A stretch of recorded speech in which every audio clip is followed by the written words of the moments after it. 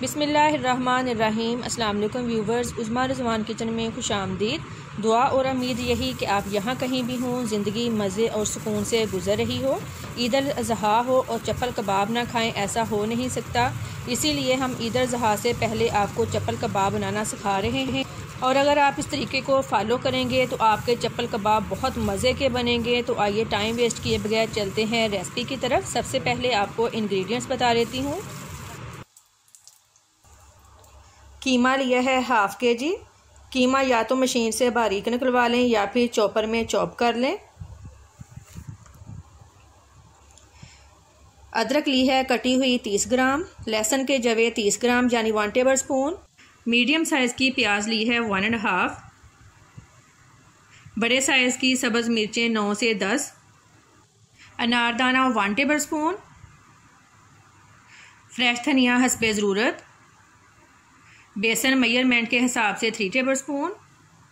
Medium size की बारीक कटी हुई टमाटर। नमक 1 टीस्पून या फिर हस्बे ज़रूरत। खुश्क मेथी 1 टीस्पून। साबुत ज़ीरा 1 टेबल स्पून। अजवाइन 1 टेबल स्पून। पिसा हुआ खुश्क धनिया 1 टेबल स्पून।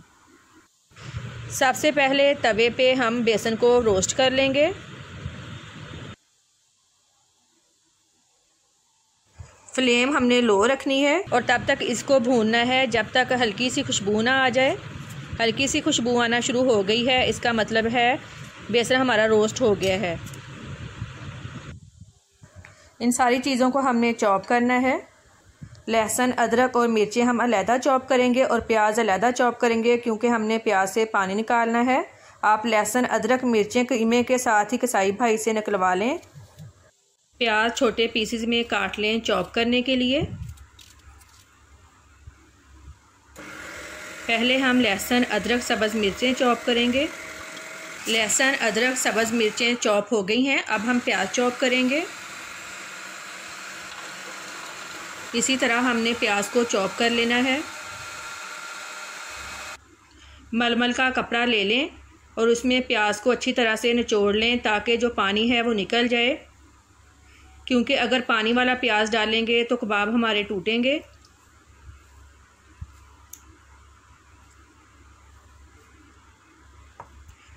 पानी निकाल लिया है, ये देखें प्याज बिल्कुल ड्राई हो गया है।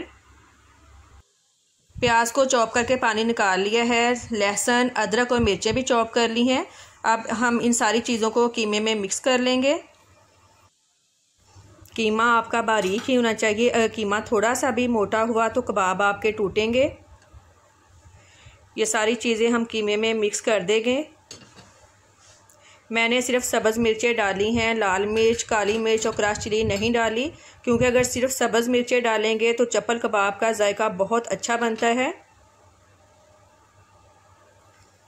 अनारदाना अगर आप पिसा हुआ चाहते हैं तो पीस लें।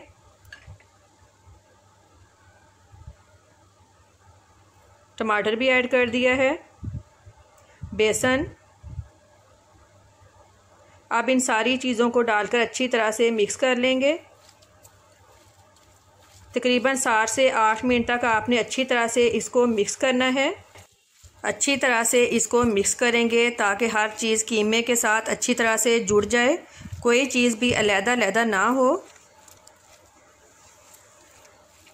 ये देखें अच्छी तरह से हमने इसको मिक्स कर लिया है। सारी चीज़ें यकजान हो गई हैं।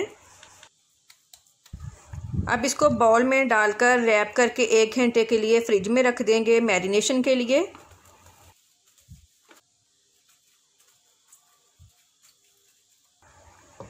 कीमा मैरिनेट हो गया है, अब बनाना स्टार्ट करते हैं।